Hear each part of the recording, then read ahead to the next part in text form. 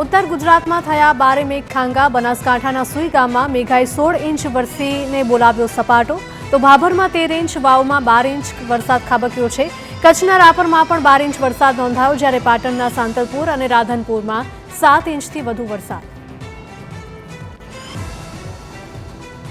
24 कलाक में राज्यना 222 तालुका में नोंधपात्र वरसाद। 13 तालुका में 4 इंचथी वधु वरसाद वरस्यो, ज्यारे 53 तालुका में 2 इंचथी वधारे वरसाद पड्यो।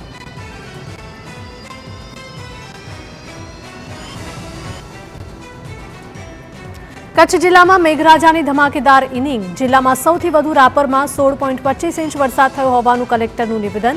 अत्यार सुधीमां मध्यम सिंचाईना 9 जेटला डेम ओवरफ्लो थया छे। नाना मोटा जळाशयोमां पण पाणीनी भरपूर आवक।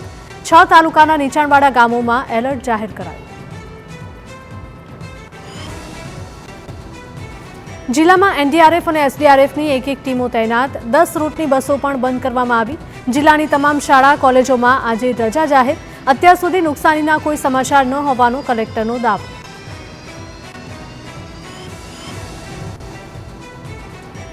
कच्छना गांधीधाम में पड़ो धोधमार वरसाद। मुख्य मार्गों पर पाणी भराता वाहन व्यवहार ने थई असर।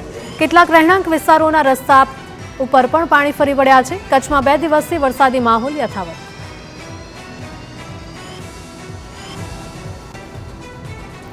कच्छનું સફેદ રણ સમુદ્રમાં ફેરવાયું। અવિરત વરસાદથી સ્થળ ત્યાં જળની સ્થિતિ। ધોરડોના વોચ ટાવર સુધી સફેદ રણ જળમગ્ન।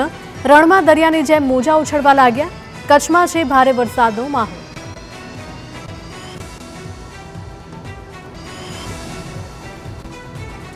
राज्यમાં વરસાદની સ્થિતિ અંગે સરકારના પ્રવક્તા ઋષિકેશ પટેલનું નિવેદન। કહ્યું કે આ વર્ષનું ચોમાસું ગુજરાત માટે ખૂબ જ સારું રહ્યું।